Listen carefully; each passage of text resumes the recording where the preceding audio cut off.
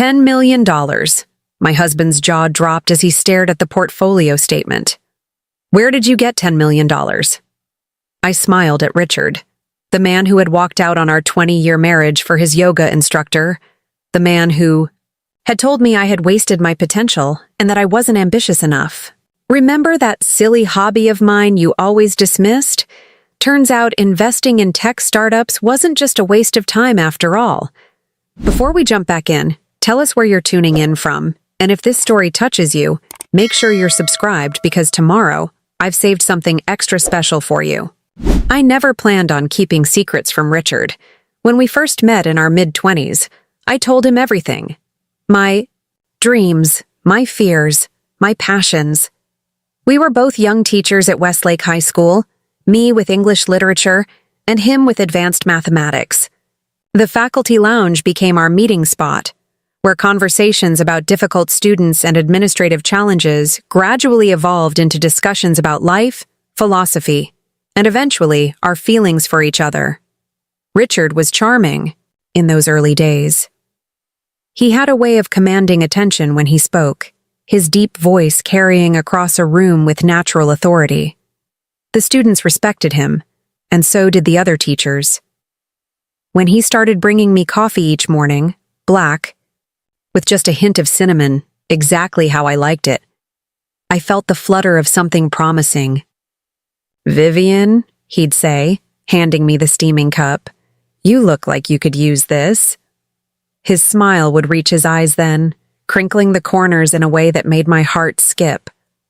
That was 23 years ago, before everything changed, before I discovered that the man I married wasn't the man he would become.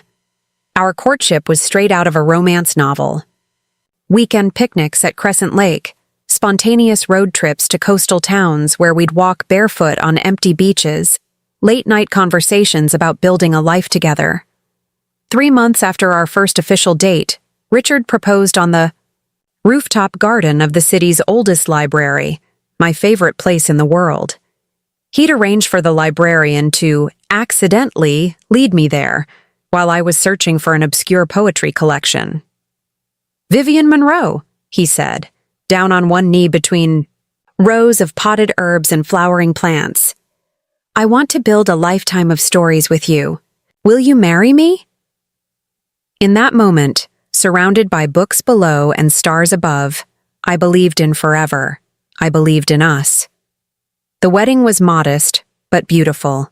My parents had passed away years before, so my uncle walked me down the aisle. Richard's family came in full force. His parents, his 2 sisters with their husbands, cousins from across the country. They were loud, opinionated, and tight-knit in a way my small family never was.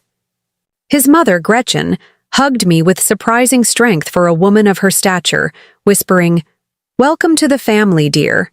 We take care of our own." I didn't realize then how prophetic those words would be, or how taking care of our own would eventually exclude me when I needed that family the most. The first 5 years of marriage were blissful.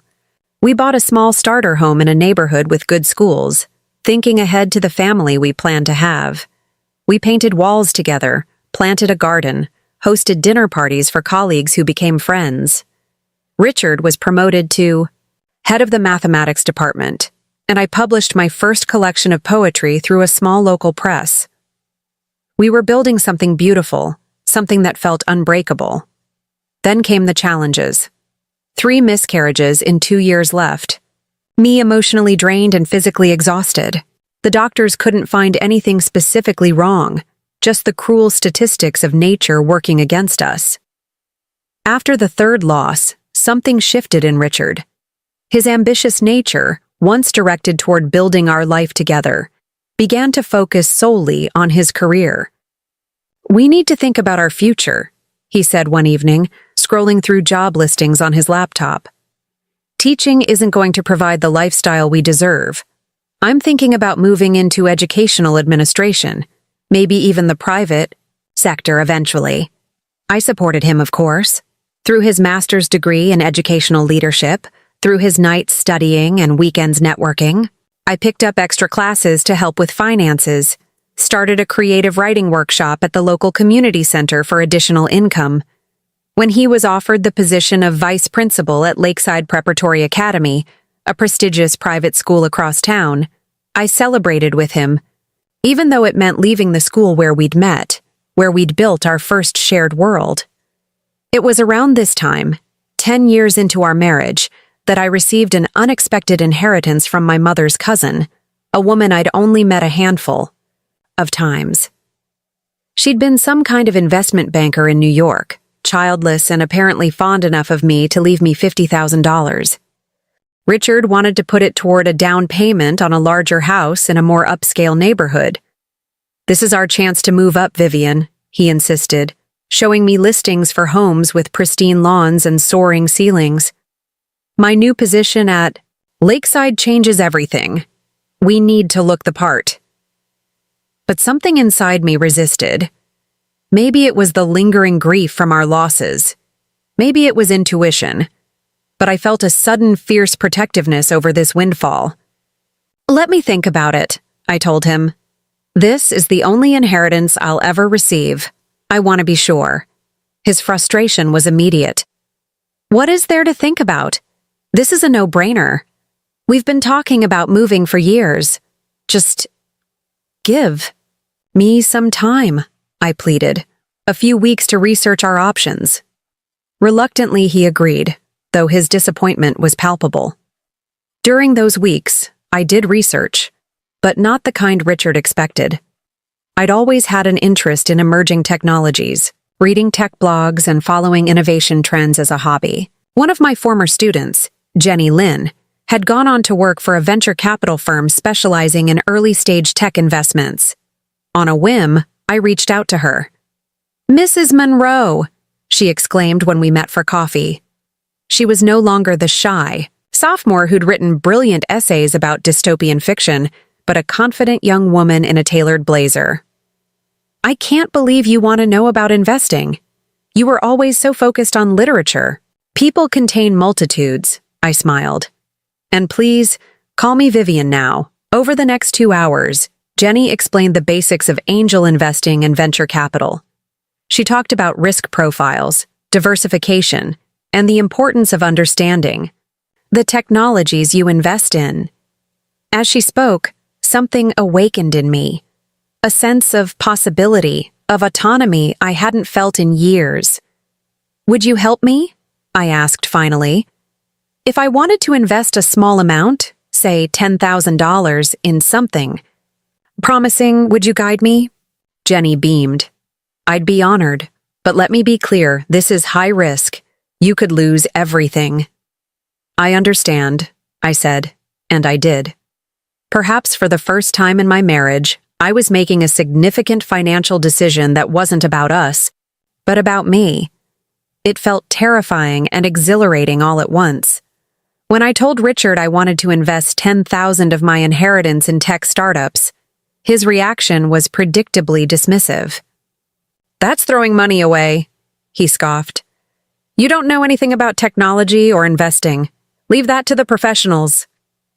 His condescension stung, but I held firm. "I've been researching," I explained, "and I have a former student who works in venture capital who's willing to advise me." "One of your students?" His laugh was sharp. "Vivian, be serious. What could one of your students possibly know about proper investing?" I didn't argue further. Instead, I compromised. $40,000 went toward our new house in Oakwood Heights, a neighborhood filled with doctors, lawyers, and business executives.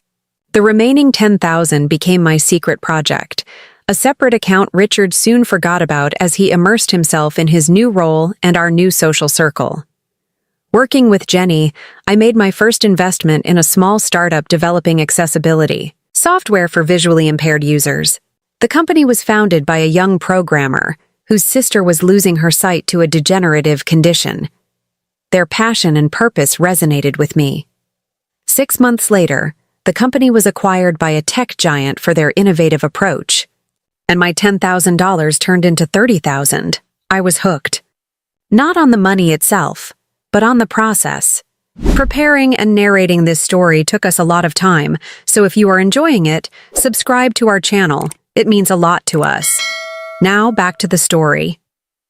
Researching companies, understanding their missions, evaluating their potential to create meaningful change.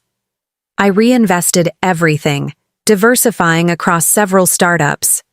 Some failed completely. Others provided modest returns. A few exceeded all expectations. As my small portfolio grew, so did the distance between Richard and me. His ambition had carried him from vice principal to principal of Lakeside Prep in just 3 years. Our home became a stage for dinner parties with board members and potential donors. I played my part, the supportive wife, the charming hostess, while maintaining my teaching position at the public high school, a choice Richard increasingly criticized. "It doesn't make sense," he'd say as we prepared for yet another networking event.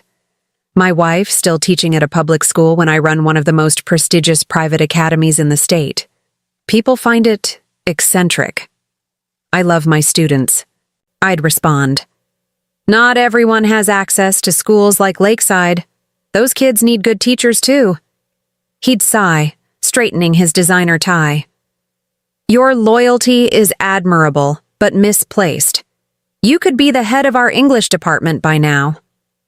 I never told him that Lakeside had indeed offered me that position, or that I'd declined without a second thought, just as I never told him that my initial investment had grown to over 6 figures, then 7. It wasn't a deliberate deception. At first, more an omission that grew easier to maintain with each dismissive comment about my lack of ambition or wasted potential. 15 years into our marriage, Richard was appointed superintendent of the entire Lakeside Academy system. 3 campuses across the state, thousands of students, and a salary that tripled our already comfortable income. The ambitious teacher I'd fallen in love with had become an educational executive who spoke in terms of endowments and capital campaigns. He bought a sports car, then a vacation property in Aspen without consulting me. "For networking," he explained when I questioned, "the expense." "The right connections are everything in this world, Vivian. When will you understand that?" I understood more than he realized. I understood that the wealth gap between us had become his favorite metric of our worth as individuals. I understood that the warm, passionate man who had proposed on a rooftop garden now saw me as a liability to his social climbing. And I understood with growing clarity that I was staying in a marriage that existed mostly in my memory. Still, 20 years is a long time. We had built a life, intertwined our stories, in ways that seemed impossible to untangle. I told myself that all marriages evolve, that passion gives way to partnership, that Richard's increasing criticism of my career choices, my appearance, my hobbies, was just his way of pushing me toward what he thought was a better life. I made excuses for the late nights, the weekend work emergencies, the growing emotional distance.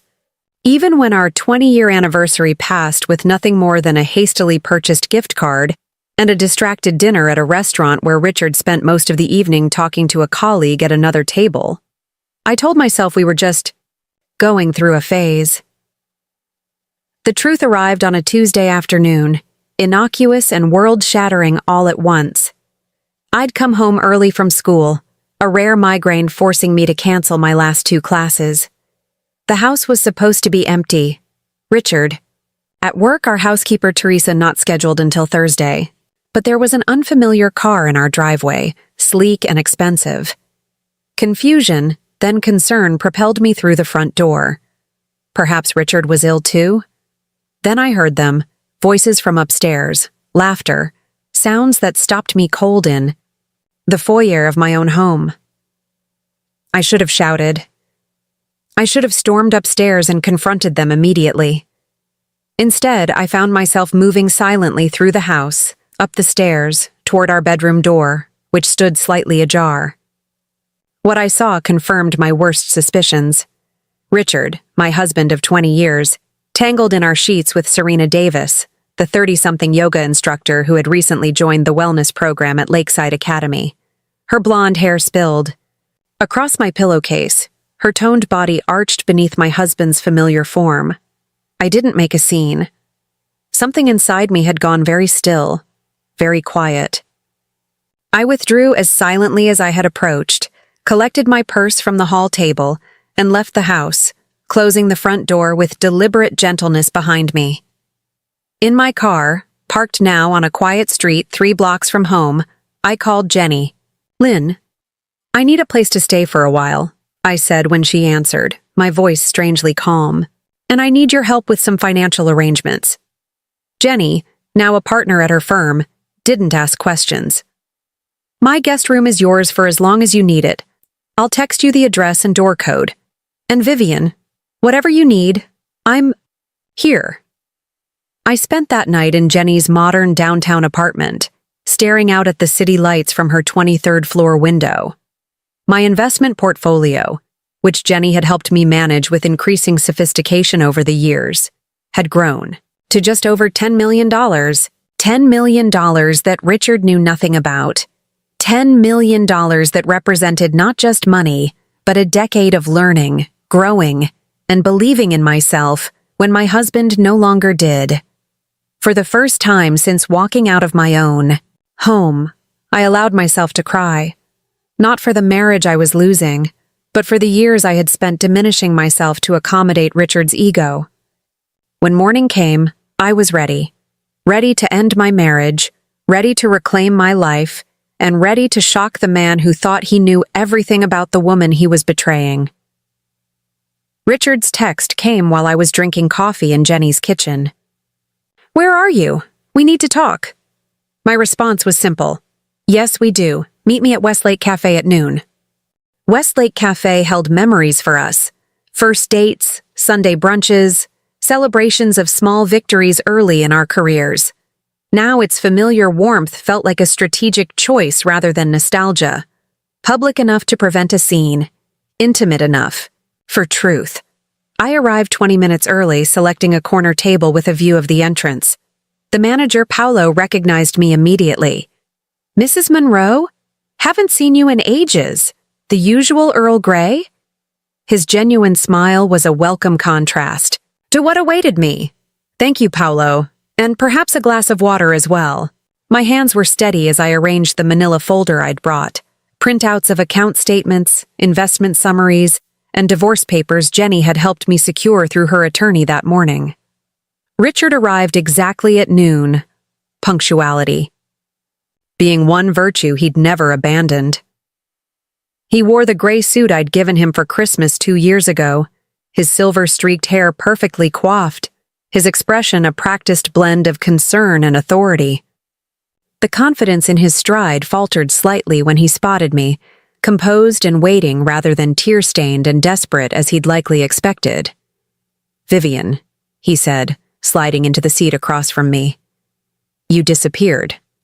I was worried. No mention of Serena, no acknowledgement of what I'd witnessed. His opening move was classic Richard, establish a narrative where he was the reasonable party, I the irrational one. I took a deliberate sip of my tea before responding. "Were you worried when you brought Serena into our bed yesterday afternoon?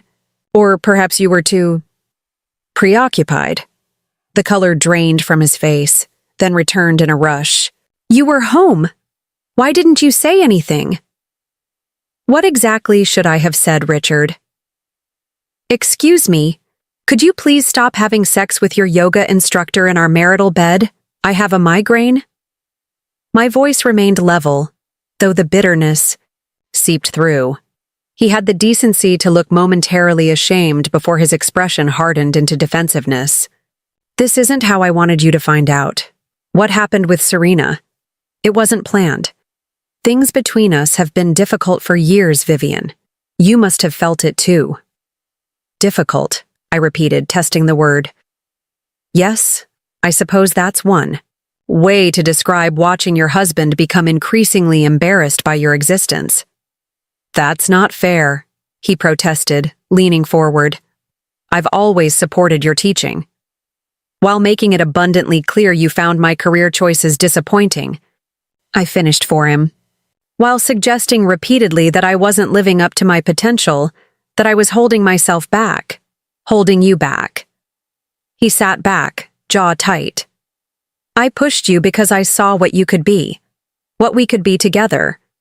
But you were always comfortable, with less, always settling." The irony of his statement might have made me laugh if it weren't so painful.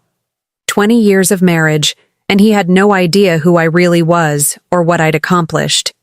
The realization was both liberating and devastating. "I think we should get divorced," I said simply, pushing the legal documents toward him. "I've had papers drawn up, standard division of assets, no alimony requests." His expression shifted from surprise to calculation. I could almost see him, tallying figures in his head. The house in Oakwood Heights, the Aspen property, his retirement accounts, his current salary versus mine. The math of our dissolution. "If that's what you want," he said slowly, not touching the documents. "But we should discuss this with proper legal representation. These decisions shouldn't be made in the heat of emotion." "I've had 20 years of emotion, Richard. The last 12 hours have been remarkably clear by comparison." I opened the folder, retrieving only the divorce papers. "My attorney can meet?" "With yours whenever convenient. I'm staying with a friend for now. I'll collect my personal belongings when you're at work next week." He frowned, confused by my composure. "Your attorney? Since when do you have an attorney?" "Since this morning.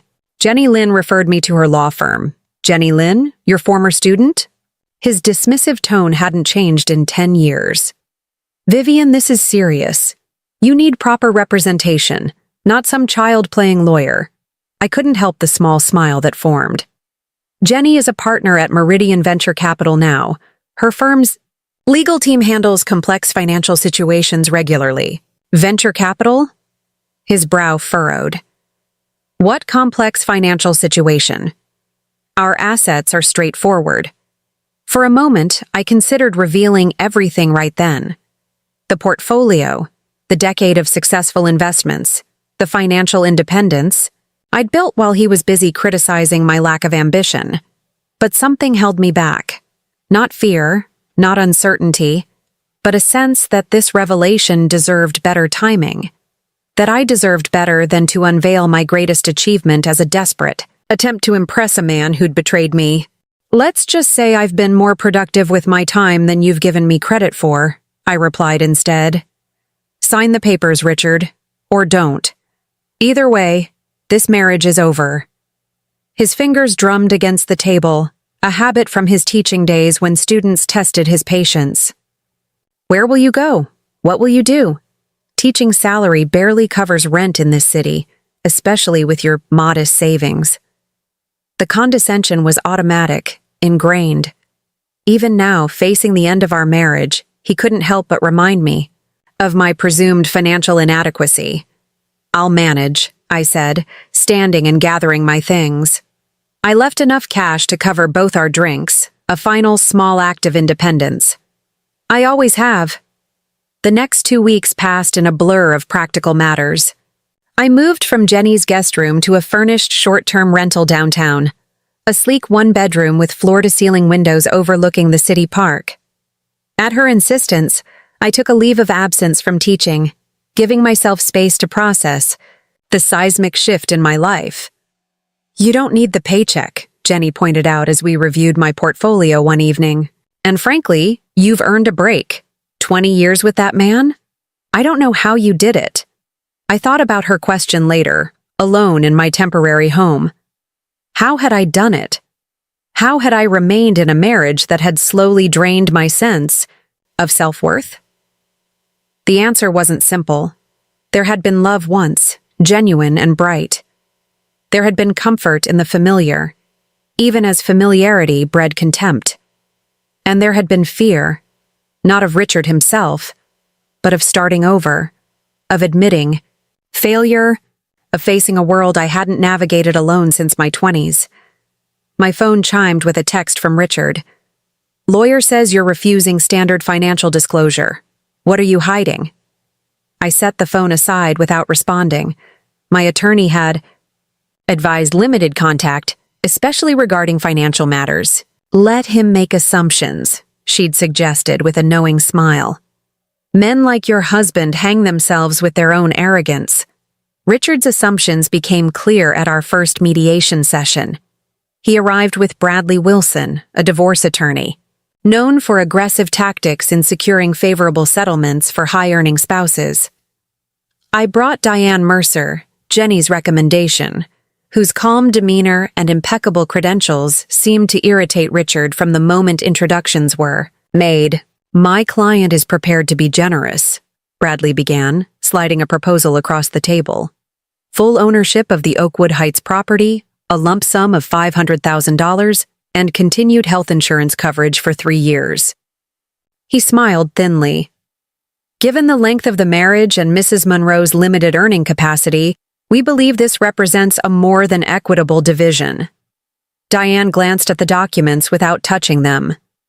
And in exchange, Mr. Monroe would retain the Aspen property, his retirement accounts, and of course, his post-marital income and assets. Bradley's tone suggested this was obvious, reasonable, the natural order of things. I see, Diane said, opening her own folder.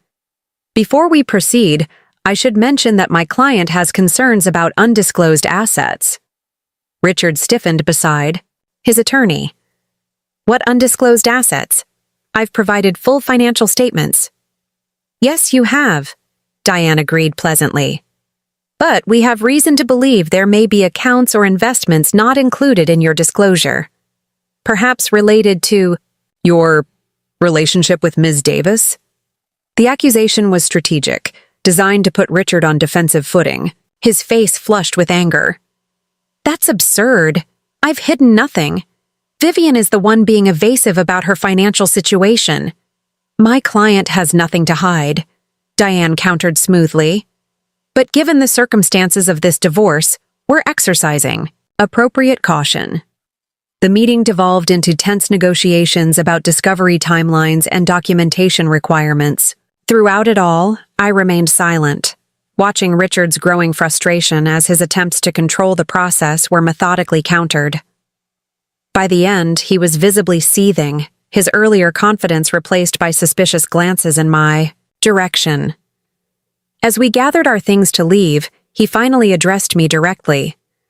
What game are you playing, Vivian? We both know you don't have any money of your own. I met his gaze steadily. Then you have nothing to worry about, do you? Outside, the law office's spring rain had given way to weak sunshine. Diane touched my arm lightly. He's going to push hard on financial disclosure. Are you prepared for that? I nodded. More than he is.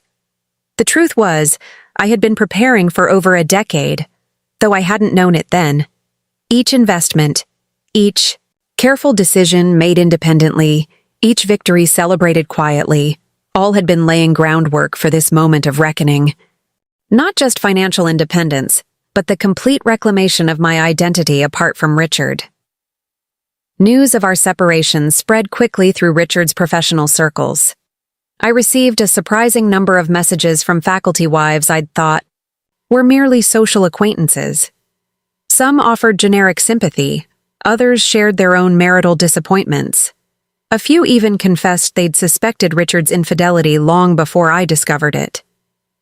The community I'd thought would shun me instead embraced me, revealing the fragility of the facade Richard had constructed. The most unexpected call came from Margaret Whitmore, chair of the Lakeside Academy Board of Trustees and one of Richard's most ardent supporters. Vivian, dear, her cultured voice carried through the phone with characteristic authority. I hope I'm not overstepping, but I felt I should reach out personally. This situation is most unfortunate. I braced myself for polite condemnation, for the subtle suggestion that I should have tried harder to keep my husband satisfied. Instead, what followed surprised me. Richard's behavior is unacceptable. The board has serious concerns about his judgment, bringing such scandal to our institution. She paused, her disapproval evident even through the phone. We've placed him on administrative leave pending review. I didn't know, I managed, genuinely surprised. Richard's position had seemed untouchable, his professional reputation impervious to personal misconduct. Yes, well, Margaret continued, ethical leadership begins at home, as I've always maintained. But that's not why I'm calling. I understand you're an extraordinary English teacher. Lakeside Academy's English department could benefit from your expertise should you find yourself seeking new opportunities after everything settles. The irony wasn't lost on me. The position Richard had pressured me to take for years was now being offered directly, not because of my connection to him, but despite it. And in this moment of professional affirmation from an unexpected source, I realized how thoroughly I had internalized Richard's dismissive assessment of my career. That's very kind, Margaret. I'll certainly consider it once things are finalized. The words felt diplomatic rather than committal, leaving space for possibilities I hadn't yet imagined. After we hung up, I sat looking out at the park below my window, watching joggers circle the lake, children climbing the elaborate playground structure, couples strolling hand in hand beneath flowering trees.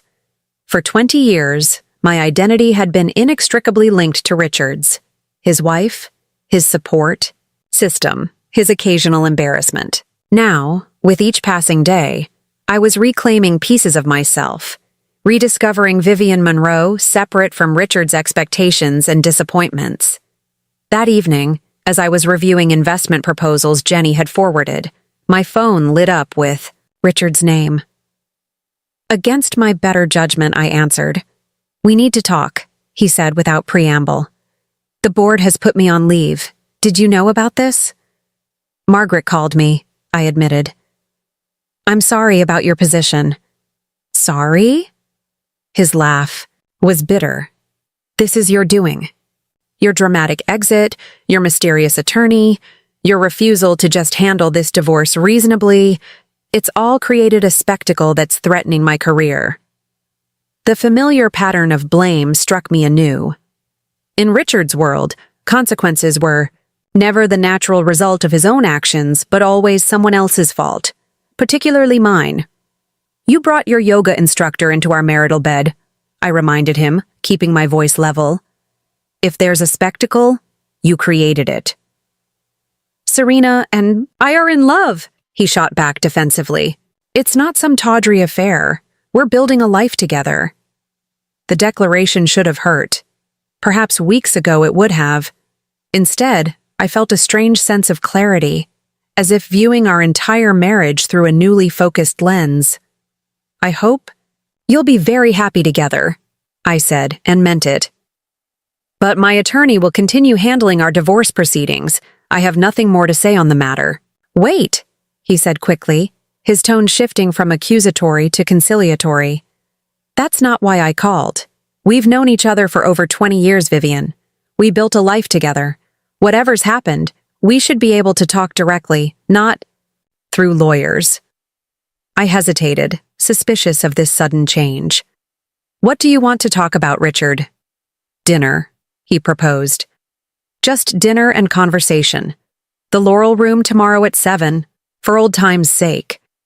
The Laurel Room was one of the city's most exclusive restaurants, a place Richard had taken me only for significant anniversaries or to impress particularly important colleagues. His choice wasn't accidental. "Why the Laurel Room?" I asked. "Because we deserve a civilized conversation in a beautiful setting," he replied smoothly. "No lawyers, no accusations. Just us, remembering what we once meant to each other before we make final decisions." Perhaps it was curiosity, perhaps a lingering attachment to the man I'd once loved, or perhaps simply the desire for closure on my own terms. But I heard myself agreeing. "Fine. Tomorrow at 7. As I hung up, I wondered if I'd made a mistake. Richard's sudden interest in reconciliation coincided too neatly with his professional troubles to seem genuine. Yet something compelled me to meet him, to face whatever manipulation he planned with the newfound strength I'd discovered in his absence. I called Jenny, explaining the situation. Her response was immediate and emphatic. "He's panicking. she declared. The board's action has him scared. He's realized he might lose everything: job, reputation, financial security, and suddenly you look like his best option again. Her voice softened. Be careful, Vivian. Men like Richard don't change overnight. I know, I assured her, but I need to do this for myself. The next evening, I dressed with deliberate care, not to impress Richard, but to armor myself in confidence. The woman who entered the Laurel Room at precisely 7 o'clock bore little resemblance to the accommodating wife who had dimmed her light to avoid outshining her husband. My midnight blue dress was elegantly simple. My grandmother's pearl earrings caught the light, and my posture conveyed a certainty I was still learning to feel. Richard was already seated at a prime table overlooking the city lights. He stood, as I approached, his appreciative glance taking in my appearance with obvious surprise. Vivian, you look different, beautiful. Thank you, I replied, accepting the compliment without elaboration as the server held my chair.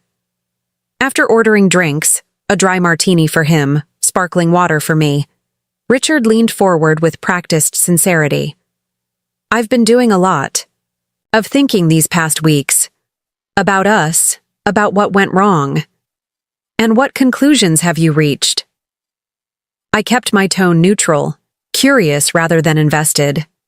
I made mistakes, he admitted, the confession clearly rehearsed. I took you for granted. I got caught up in ambition and status and lost sight of what really matters. He reached across the table for my hand, which I subtly moved to adjust my napkin. We had something special once. I think we could find our way back to that. And Serena? I asked. Your great love, the woman you're building a life with? His expression flickered with irritation before settling back into earnest contrition. A mistake. I was flattered by her attention, confused about my own feelings. It wasn't love. I see. I took a sip of water, watching him over the rim of my glass. And this realization coincidentally occurred right after the board placed you on administrative leave? That's unfair, he protested, though his eyes slid away from mine. My professional situation has nothing to do with my feelings for you. Richard, I said gently, for 20 years, I believed every word you said, every criticism, every promise, every declaration of love and disappointment. I'm not that woman anymore. His facade cracked slightly, frustration seeping through. Then who are you now, Vivian? This mysterious woman with secret attorneys and financial smokescreens. This isn't you. That's where you're wrong, I replied, feeling a strange calm descend. This is exactly who I am, who I've always been, beneath the accommodations and compromises I made to preserve your ego. The waiter arrived with our drinks, momentarily interrupting the tension. Richard downed half his martini in one swallow before continuing. Let's be practical, he said, his tone sharpening. You're 52 years old. You've been a high school English teacher your entire career. Your retirement savings are minimal. The settlement I've offered is more than generous. The house, financial security, health insurance. What exactly do you think awaits you out there alone? The condescension in his voice was so familiar, so expected, that it nearly made me smile. This was the real Richard emerging, the man who had spent years ensuring I understood my place in his world, my limitations, my dependence on his generosity. And in that moment, I knew exactly why I had come tonight. Not for closure, not for reconciliation, but for this precise conversation, this opportunity to finally reveal the truth on my own terms. Actually, I said, opening my handbag and retrieving a single folded document, I've been meaning to show you something. I slid the document across the table, a single page containing the summary of my investment portfolio. The elegant Laurel. Room lighting caught the embossed logo of Meridian Venture Capital at the top of the page. Richard glanced at it casually, then did a double-take as the numbers registered. His eyes widened, scanning the figures once, twice, his hand reaching for his martini without taking his gaze from the paper. "What is this?" His voice had lost its patronizing edge, replaced by genuine confusion. "My current financial statement," I replied simply. "As of yesterday afternoon." He looked up at me, then back at the document, his expression cycling rapidly through disbelief, suspicion, and stunned realization. $10 million? The words came out as a strangled whisper. "This is some kind of joke." "No joke. Just a decade of careful investing, starting with that inheritance you wanted to use for a down payment on the house in Oakwood Heights." I took a calm sip of my water, watching him process this new reality. "Remember how dismissive you were when I said I wanted to invest some of it? Leave that to the professionals, I believe were your exact words."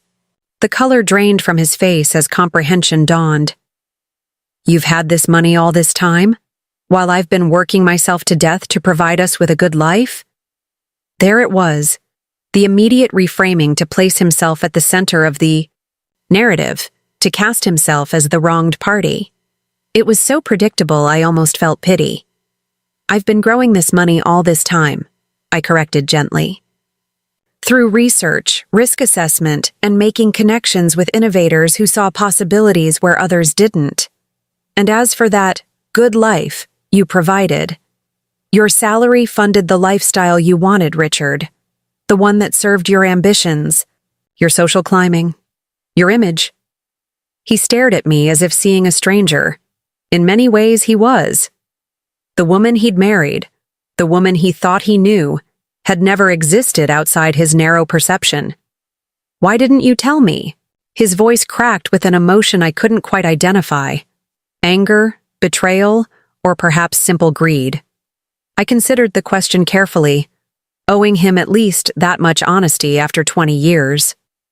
"At first, it was because you made it clear you thought I was incapable of making sound financial decisions. After my first few investments succeeded, I realized I enjoyed having something that was solely mine, not subject to your judgment or criticism." I paused, meeting his gaze directly. "And then, as the gulf between us widened over the years, it became obvious that knowing about my success would only have threatened you." Richard's jaw tightened, his knuckles whitening around his glass. "Threatened? Me? That's absurd. I would have been proud of you."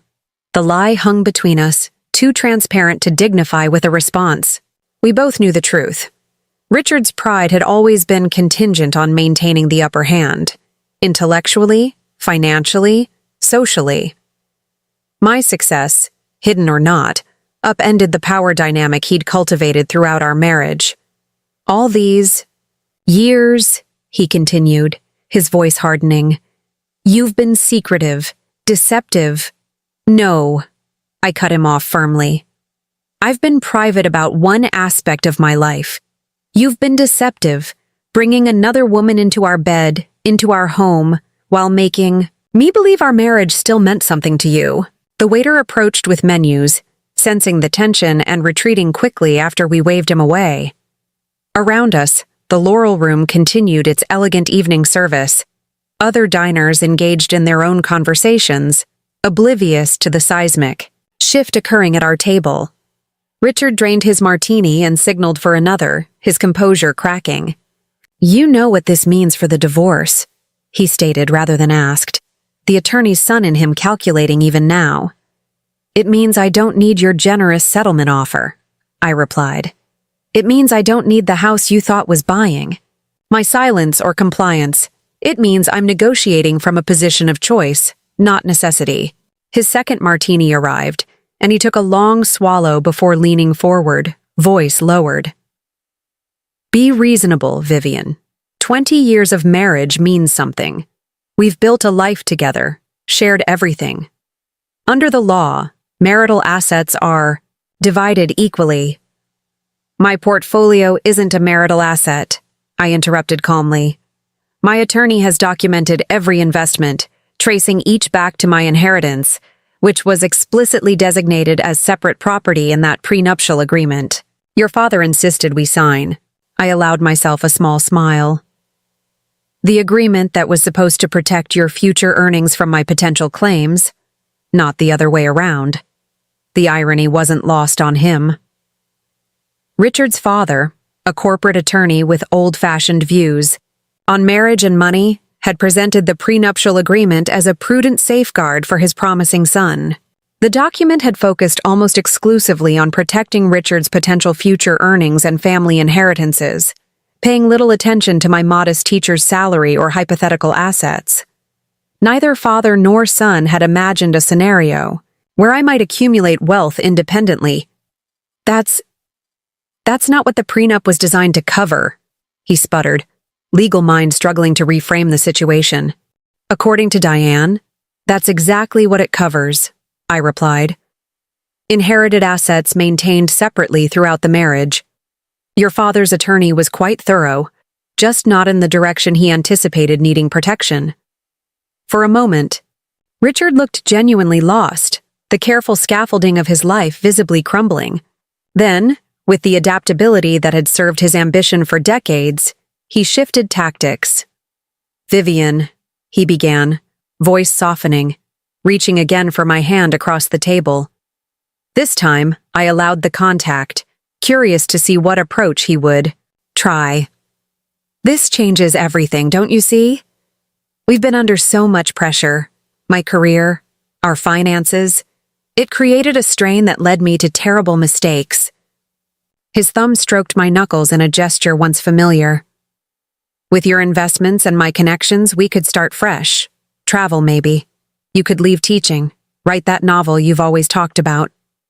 The offer was delivered with practiced sincerity, his eyes holding mine with the intensity that had once made my heart race. For the briefest moment, I glimpsed the Richard I had fallen in love with all those years ago.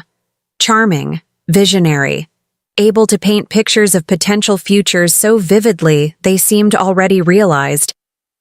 But beneath his words, beneath the renewed interest and sudden respect, was the unmistakable calculation of a man who had just discovered that the wife he'd discarded was worth far more than he'd realized, financially and otherwise. I gently withdrew my hand. The novel will have to wait a bit longer. I've accepted a position as education director at the Morgan Foundation, overseeing their literacy initiatives across 5 states. His surprise was genuine.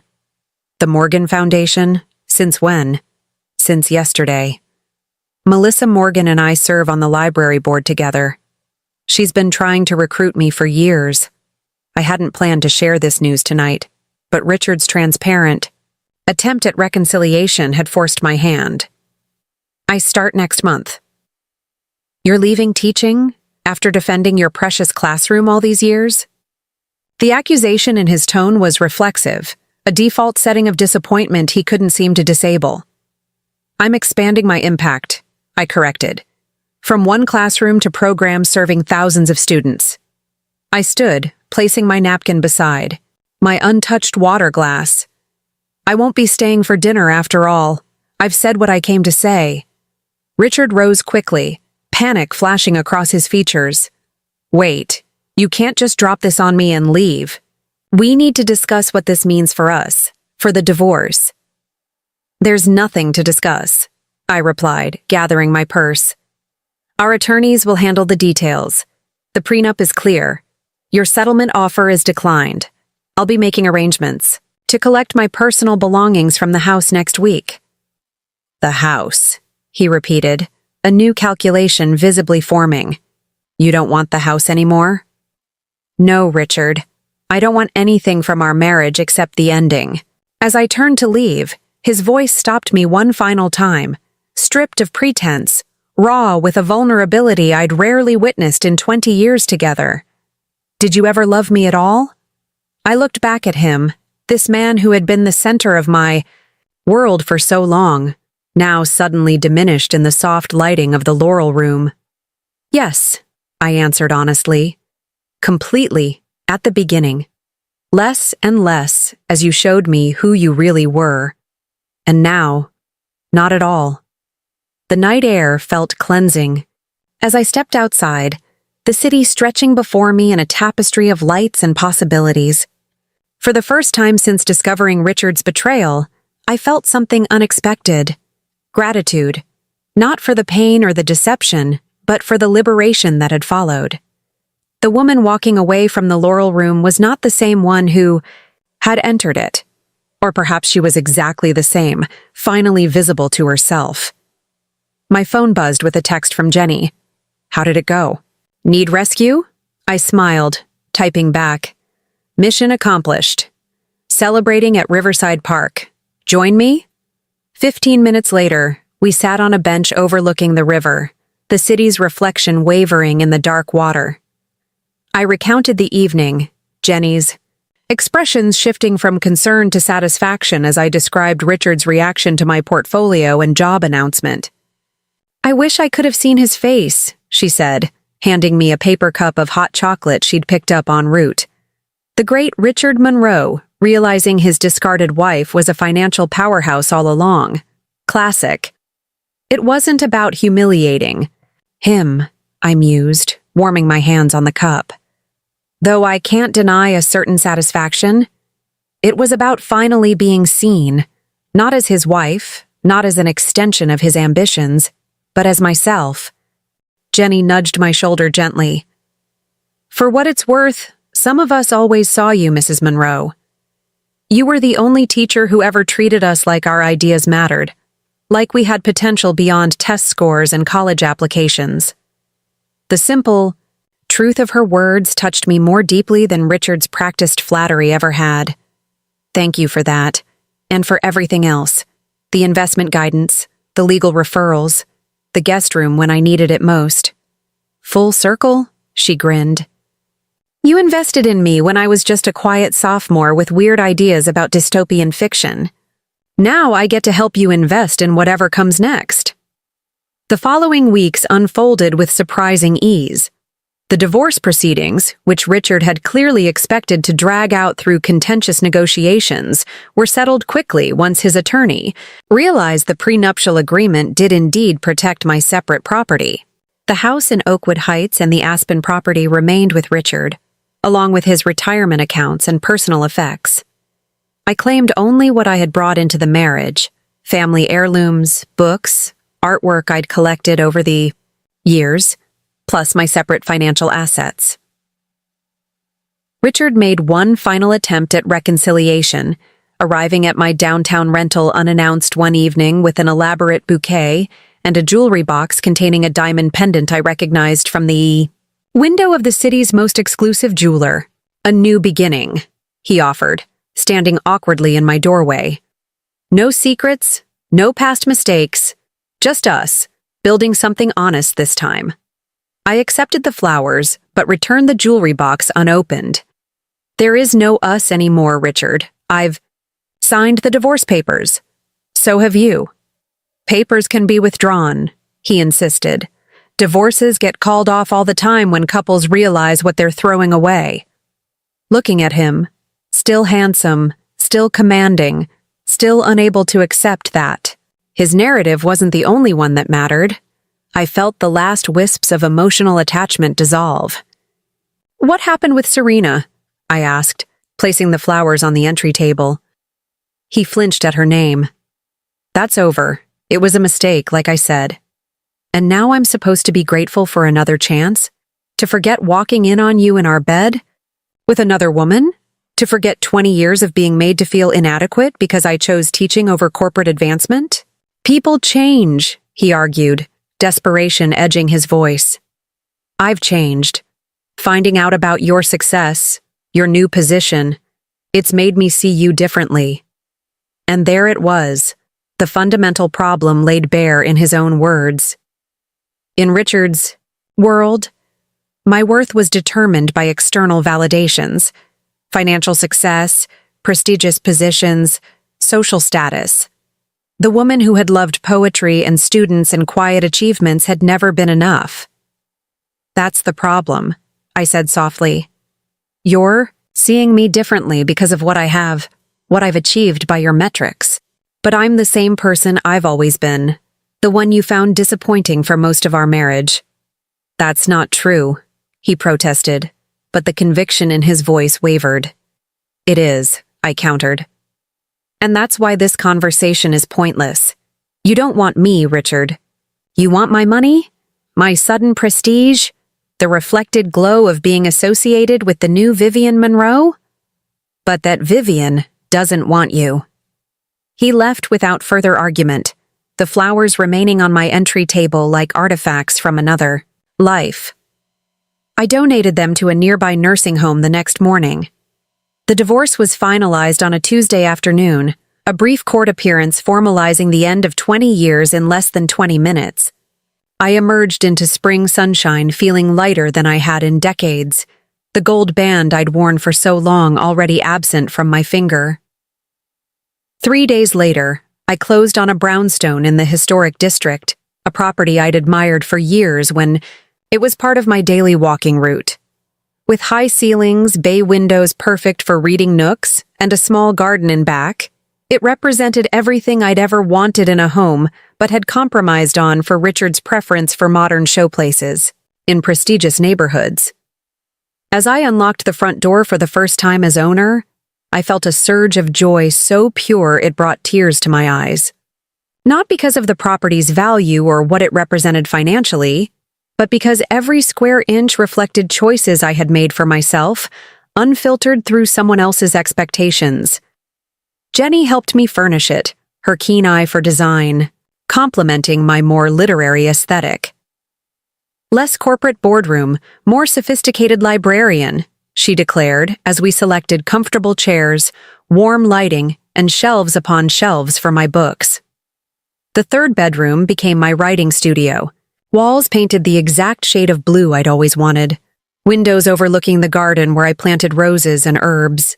My first day at the Morgan Foundation coincided with a feature in the education section of the city newspaper. Teacher turned philanthropic leader, Vivian Monroe brings classroom experience to literacy initiative. The article included quotes from former students, colleagues, and Melissa Morgan herself, who described me as a visionary educator whose practical experience will transform how we approach literacy in underserved communities. I kept a copy, not out of vanity, but as a reminder that recognition could come in unexpected forms at unexpected times. The article made no mention of my divorce or financial status, focusing entirely on my educational philosophy and plans for the Foundation's programs. The only person from my former life who reached out after the article was Margaret Whitmore, the Lakeside Academy board chair whose job offer I had declined. "I knew you were special from the moment we met," she said over lunch at her club. Though I'll admit, I didn't realize just how special until recently. Her shrewd eyes assessed me with new respect. Richard never returned from administrative leave, resigned to pursue other opportunities, according to the official statement. I nodded, unsurprised. Richard's carefully constructed professional persona had always depended on the appearance of personal integrity. The divorce, combined with the widespread knowledge of his affair with a staff member, had made his position at Lakeside untenable. He's taken a consulting position with an educational technology firm, Margaret continued. Less prestigious than superintendent, but they're paying him well enough. She stirred her tea thoughtfully. Last I heard, Serena went back to Los Angeles. Apparently, yoga instruction is more lucrative there. I appreciated Margaret's intelligence gathering, but found myself remarkably uninterested in Richard's new life or Serena's whereabouts. They had become characters in a story I had finished reading, their subsequent chapters no longer relevant to my own narrative. "I wish them both well," I said sincerely. "But my focus is elsewhere now." Margaret smiled, reaching across the table to pat my hand. "As it should be. Though I must say, Vivian, you've given the ladies of Lakeside something we haven't had in years. A genuinely juicy scandal with a thoroughly satisfying conclusion. The wronged wife emerges triumphant, the philandering husband humbled, and all of us reminded that appearances can be deceiving in the most delightful ways." I laughed, recognizing the grain of truth in her assessment. In the rarefied social world of Lakeside Academy, my story had indeed become something of a modern fable, a cautionary tale for dismissive husbands and a beacon of hope for underestimated wives. 6 months after the divorce, on my 53rd birthday, I hosted a small gathering at my brownstone. Jenny and her partner, colleagues from the Morgan Foundation, friends from my teaching days, and neighbors I'd grown close to. As we shared wine and conversation in the garden I had planted, I found myself surrounded by a community I had built independently, relationships based on mutual respect rather than social obligation. Later that evening, after the last guest had departed, I sat alone in my reading nook, a leather-bound journal open on my lap. I had been keeping it since the night I discovered Richard's betrayal, documenting not just the divorce and its aftermath, but my own internal journey.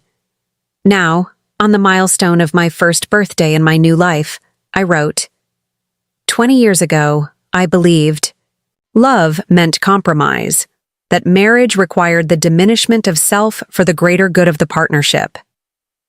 For 2 decades, I made myself smaller to accommodate Richard's need to feel larger. I mistook his criticism for guidance, his dismissal for perspective. In losing what I thought was my whole world, I have discovered a universe within myself. My financial success is not the victory here. It is merely the tangible evidence of an internal compass I had silently followed, even while outwardly deferring to Richard's direction. The true triumph is in reclaiming my voice, my choices, my identity separate from any relationship. The woman I am becoming at 53 holds close the lessons of the woman I was at 30, at 40, at 50. She regrets nothing, not even the pain, for it was the catalyst for this metamorphosis. She looks forward not with fear of loneliness, but with anticipation of continued growth, continued discovery. Richard once asked if I had ever loved him. I answered honestly then, but incompletely. The full truth is this. I loved him as completely as I was capable of loving anyone while not yet loving myself. The woman who could have loved him better, loved him truly, is the woman I am becoming. Now, strong, independent, whole, and that woman is ready for whatever comes next. 18 months after the divorce, I found myself in San Francisco for a national education conference. The Morgan Foundation's literacy initiative had expanded to 12 states, with preliminary data showing promising results in the most underserved districts.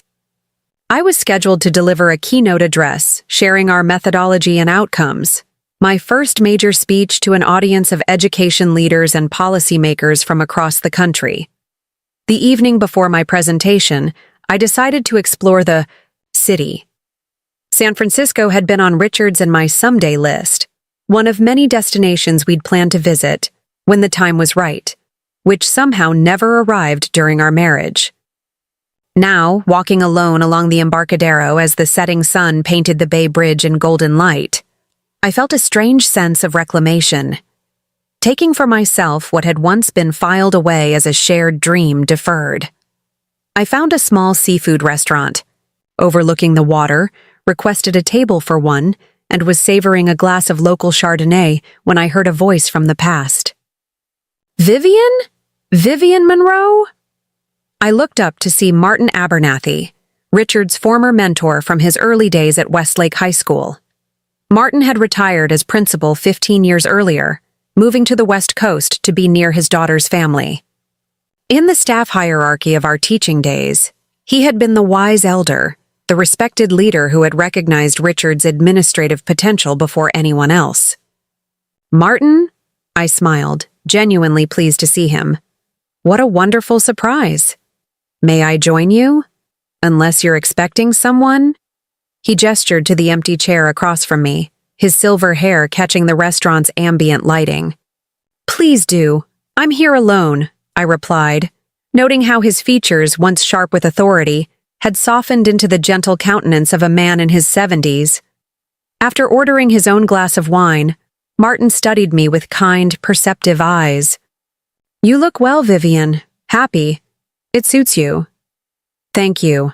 I am happy, actually. No qualification, no hedging. The simple truth. I heard about the divorce, he said directly.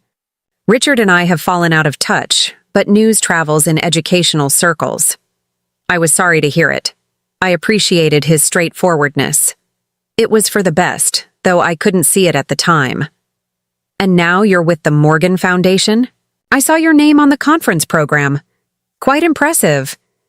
The waiter delivered Martin's wine and took our dinner orders, providing a natural pause in the conversation. When he departed, Martin leaned forward slightly. I've wanted to say something to you for years, Vivian. Something I should have said long ago. His expression turned serious. I owe you an apology. An apology? I echoed, genuinely puzzled. Whatever for? Martin swirled his wine thoughtfully. For my role in Richard's career advancement. For not seeing, or perhaps seeing but not acknowledging, how his ambition was affecting your marriage. The unexpected direction of the conversation caught me off guard. That was hardly your responsibility, Martin. Maybe not directly, he conceded. But I recognized something in Richard from the beginning, a hunger for recognition, for advancement, that went beyond healthy ambition. I saw it, and instead of counseling balance, I encouraged it. He sighed. I was impressed by his drive, his charisma. I thought I was mentoring a future educational leader. Instead, I fear I helped create a man who sacrificed the personal for the professional until he could no longer distinguish between them. I absorbed his words, touched by the reflection they represented. We all make our own choices, Martin. Richard chose his path. So did I. Yes, but mentors have influence, particularly with young men seeking direction. He took a sip of wine, his gaze drifting toward the bay beyond the windows. My daughter once told me I had a blind spot when it came to ambitious young men, that I saw myself in them and overlooked warning signs I would have caught immediately in others. The observation struck a chord, reminding me of my own blind spots where Richard was concerned. We're all susceptible to seeing what we want to see in those we invest in, I offered. Martin's focus returned to me, his expression warming. This is why you were always the better teacher between you and Richard, you know. This emotional intelligence, this empathy. He could explain complex mathematical concepts brilliantly, but you understood the human calculus. The compliment, delivered so matter-of-factly by someone who had known us both professionally, validated something I had long suspected but rarely acknowledged. Thank you for that, I said quietly. Our dinner arrived, and the conversation shifted to lighter topics. Martin's grandchildren, my upcoming keynote, changes in educational philosophy over the decades. As we shared a dessert, he asked the question I had been anticipating. What happened, Vivian? With you and Richard, if you don't mind my asking. I considered how much to share with this man who had played such a significant role in Richard's early career. The full story seemed excessive, but a sanitized version felt dishonest. The simple version is that Richard had an affair with a colleague, I said finally. The complex version is that we grew in different directions until we no longer recognized what we'd seen in each other to begin with. Martin nodded, no judgment in his expression. And now? I gather from the conference materials that you've found your calling with the Morgan Foundation. I have, I smiled.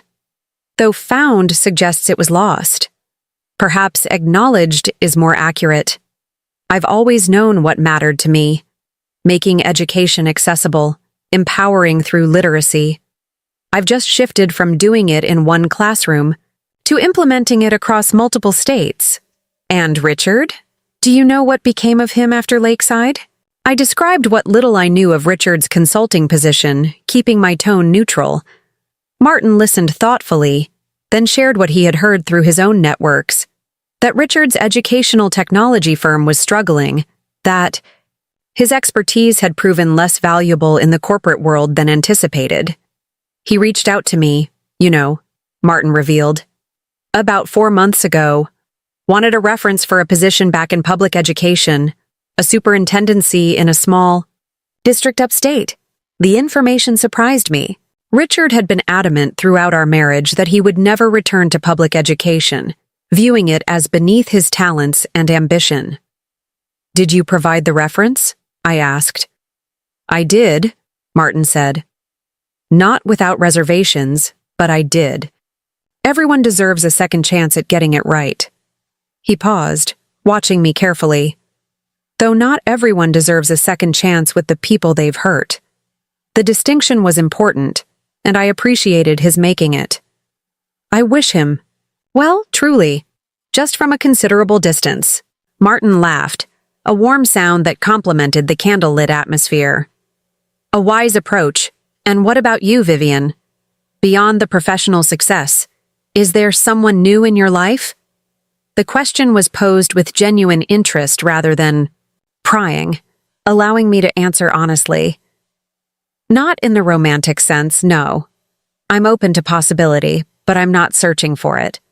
After 20 years of defining myself through my marriage, I'm enjoying discovering who I am on my own terms." He raised his glass in a small toast. "To self-discovery at any age." We parted with a warm embrace, exchanging contact information with genuine intentions to stay in touch. Walking back to my hotel through the San Francisco evening, I reflected on the unexpected gift of Martin's perspective. A glimpse of Richard through another lens. Neither the adoring eyes of our early years nor the disillusioned view of our ending. My keynote the following morning went exceptionally well, the auditorium filled with educators and administrators eager to learn from the Morgan Foundation's success. As I fielded questions afterward, a woman approached the microphone, identifying herself as the superintendent of a small district in Northern California. "Dr. Monroe, your approach to community integration in literacy programming is revolutionary," she began. "We've been struggling to connect with parents in our most vulnerable populations. Would you consider consulting directly with our district? We have a modest budget, but the impact could be significant." The request was flattering, but not unusual. Similar invitations had come following other presentations. What made this one different was the sincere urgency in her voice, the clear commitment to her students that resonated with my own educational values. "I'd be happy to explore possibilities," I replied. "Please speak with my colleague at the foundation table outside. We might be able to include your district in our pilot expansion." As the Q&A session concluded and attendees filed out, I remained at the podium gathering my notes when I noticed a familiar figure lingering at the back of the auditorium. Richard stood uncertainly in the exit row, dressed not in his usual power suit but in a more subdued outfit, appropriate for a conference attendee. Our eyes met across the emptying room, a moment of recognition that neither of us seemed prepared for. With the natural poise that comes from genuine confidence rather than performative assurance, I finished collecting my materials and made my way toward the exit where he waited. 2 years earlier, an unexpected encounter with Richard would have thrown me into emotional turmoil. Now, I felt only a calm curiosity. "Richard," I acknowledged as I reached him. "I didn't know you were attending the conference." "I wasn't planning to," he admitted, "but I saw your name on the program and—" He trailed off, seeming uncharacteristically unsure of himself. "Your presentation was excellent. The work you're doing with the foundation is impressive." "Thank you." I accepted the compliment without elaboration, neither cold nor encouraging. He shifted, glancing around the nearly empty auditorium. "I'm in the running for the Milton Valley Superintendency, smaller district than Lakeside, more diverse student population, more challenges, fewer resources." The admission was delivered without his usual spin, a simple statement of fact, rather, than an achievement to be admired. I noted the change with interest. "Martin mentioned you were exploring options in public education again." Richard nodded. "You've spoken with Martin?" "Last night, by coincidence. He's well." An awkward pause stretched between us, 23 years of history compressed into a moment of silence in a conference hall doorway. "I saw your article in the Education Leadership Journal last month," Richard said finally, "about literacy as social justice. It was It made me think differently about some things. The acknowledgement, small but significant, reflected a shift I wouldn't have believed possible during our marriage or its bitter ending. Not an apology, not a reconciliation attempt, but perhaps the beginning of something equally valuable, mutual, recognition of each other's legitimate contributions to the field we both cared about. "I'm glad to hear that," I replied, meaning it. A conference coordinator approached, informing me that the next session would be starting soon. The interruption provided a natural conclusion to our unexpected reunion. "I should go," I said. "Good. Luck with Milton Valley, Richard. Their students would be fortunate to have an administrator who's learned from both success and failure."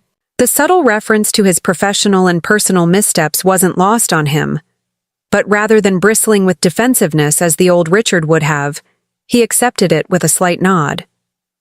"Thank you, Vivian. For what it's worth. I'm sorry. For all of it." The words were simple, unadorned with justifications or qualifications. They couldn't erase 20 years of diminishment or the betrayal that ended our marriage, but they acknowledged the reality of what had passed between us. And in that acknowledgement I found something unexpected. Not forgiveness exactly, but release. The final untangling of my sense of self from the marriage that had both shaped and constrained it. "I know," I replied softly. "Goodbye, Richard." As I navigated through the crowded convention center toward my next commitment, I felt a profound sense of completion. The woman who had discovered her husband's betrayal 2 years earlier could never have imagined standing confidently before hundreds of colleagues, leading national initiatives, or encountering her ex-husband with composed dignity rather than lingering hurt. That evening, I called Jenny from my hotel room, sharing the unexpected encounter and my surprisingly peaceful reaction to it. "You've officially graduated," she declared. From Richard's wife to Vivian Monroe, educational visionary who, oh yeah, used to be married to that guy. I laughed, appreciating her perspective as always. It felt like closing a book I'd already finished reading but had left open on the nightstand, finally putting it back on the shelf where it belongs. Acknowledged, but no longer central. "Poetic as always, Mrs. Monroe," Jenny teased. "So what's next on your reading list?" The question was metaphorical, but resonated beyond its intended meaning. What was next? Not just professionally, where the Foundation's expansion offered continuing challenges and opportunities, but personally? The woman who had defined herself first as Richard's wife, and then as Richard's ex-wife, was now fully, simply Vivian, educator, investor, mentor, friend. The future stretched before me not as a void to be filled with another relationship, but as an open landscape of possibility. "I'm thinking of writing that novel," I said suddenly. "The one Richard always dismissed as a retirement fantasy. I've started outlining it during my travels." "About time," Jenny approved. "The world needs more stories about women who discover their power later in life. Just promise me the protagonist doesn't settle for some mediocre man in the third act." "No chance of that," I promised, watching the San Francisco skyline glitter against the night through my hotel window. "She's far too interesting on her own." 2. Years after the San Francisco conference, my novel Late Bloomer hit the shelves. What had begun as a personal project, writing in early mornings before foundation work, during flights between program sites, and late evenings in my brownstone, had transformed into something I never anticipated, a critically acclaimed debut that resonated with women across generations. The story followed a 50-something professor who discovers her talent for investing after her husband's death leaves her financially vulnerable. While not autobiographical in plot, the emotional landscape came from my own experience, the awakening, that occurs when a woman stops defining herself through others' expectations and embraces her own capabilities. "You've struck a nerve," my editor Caroline told me over lunch after the book had spent 6 weeks on the bestseller list. Women who've spent decades supporting others' dreams are starving for stories that validate their own delayed ambitions. The far Book tour took me to 12 cities in 3 weeks, a whirlwind of readings, signings, and interviews that both exhausted and exhilarated me. In Chicago, the event venue had to add chairs 3 times as the line of attendees stretched around the block. In Denver, 3 generations of women from one family presented me with handmade bookmarks, each inscribed with their own late-blooming aspirations. In Atlanta, a retirement community chartered a bus to bring 30 residents to my signing. "We're your demographic," an 80-year-old former schoolteacher told me with a wink as I signed her copy, "though some of us are blooming later than others." The tour's final stop brought me back to my hometown, the city where my marriage had begun and ended, where Richard and I had built and dismantled a life together, where I had rediscovered myself in the aftermath. The local bookstore, an independent shop I'd frequented throughout my teaching years, had arranged an event in conjunction with the women's leadership program at the university. The familiar faces in the crowd, former students, teaching colleagues, neighbors, created an unexpectedly emotional atmosphere. These were people who had known me as Richard's wife long before I had reclaimed my identity as simply Vivian. Their presence represented a bridge between my past and present selves, witnesses to a transformation they might not fully comprehend, but could certainly observe.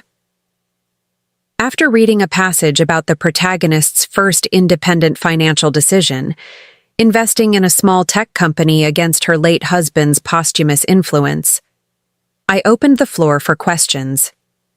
Among the predictable inquiries about writing process and publication journey came one that caught me off guard.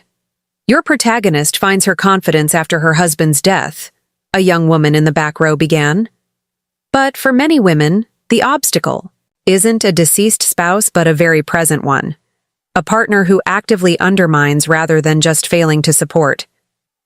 What would you say to someone in that situation, who can't simply wait for widowhood to claim her independence?" The room grew quiet, the question's pointed relevance hanging in the air. I considered my response carefully, aware of the personal experience that colored my perspective.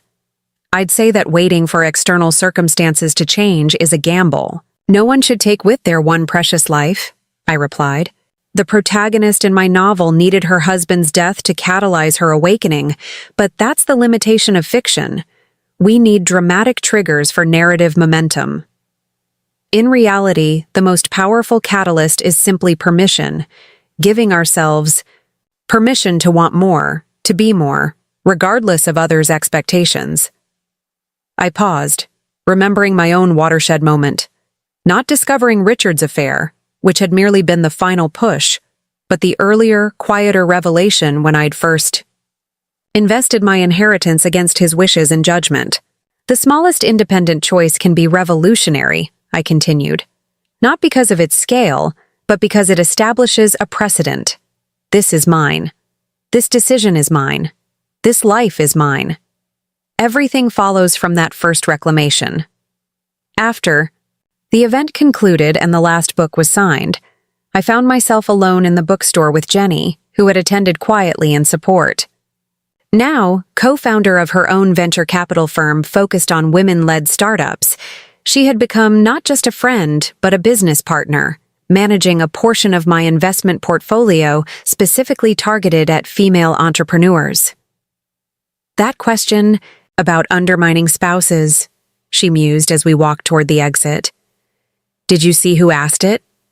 I shook my head, the faces in the audience having blurred after 2 hours of intense interaction. Serena Davis, Jenny said softly. Your ex-husband's former yoga instructor. I stopped, genuinely surprised. Are you certain? Absolutely. She looks different. Darker hair, glasses.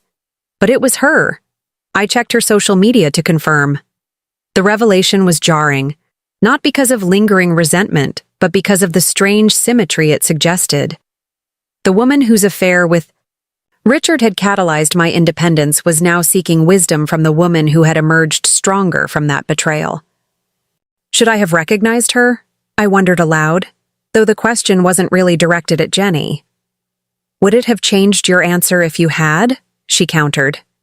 I considered this, then shook my head. No. Truth is truth, regardless of who's asking the question. The following morning, as I packed for my flight home, an email notification appeared on my phone. A message sent through my author website's contact form. The sender's name confirmed Jenny's identification, Serena Davis. Ms. Monroe, you wouldn't remember me, but we share a complicated connection. I was the woman your ex-husband was involved with at the end of your marriage. I attended your reading last night and asked about undermining partners.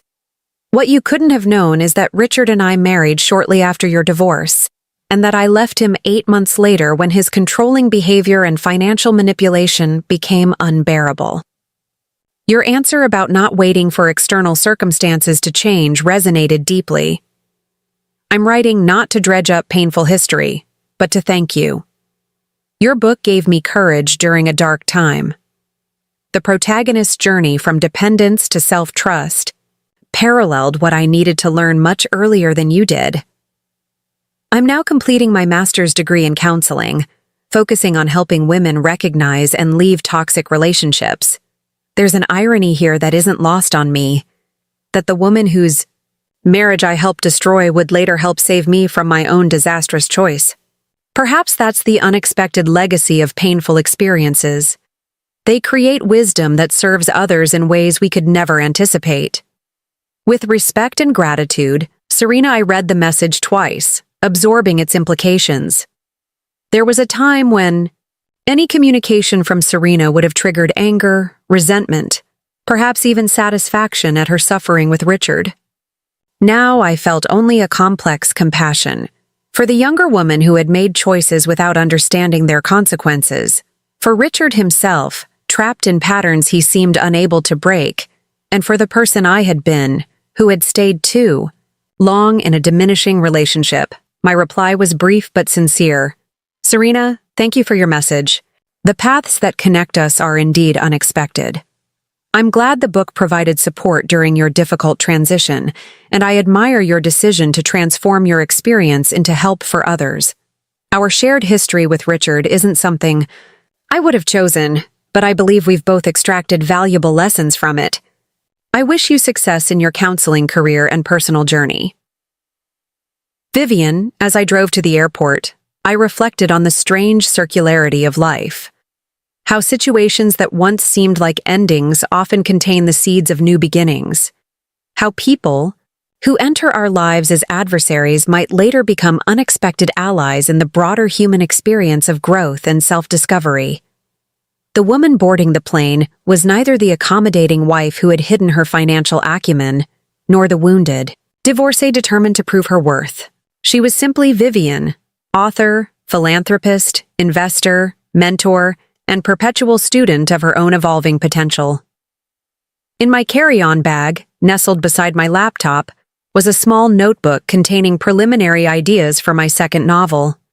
This one would explore not the awakening that follows betrayal, but the freedom that comes from finally understanding that our value has never been determined by those who failed to see it, that we have always been the authors of our own worth, waiting for the courage to write it large enough for the world to read. 5 years after my debut novel, on a crisp autumn morning, an unexpected envelope arrived among my usual correspondence. The cream-colored stationery bore the embossed letterhead of Milton Valley School District, where Richard had secured the superintendent position after our encounter at the San Francisco conference. Inside was a formal invitation to deliver the commencement address at Milton Valley's graduating class ceremony, along with a handwritten note. Vivian, our seniors selected you as their commencement speaker after studying late bloomer in their contemporary literature course.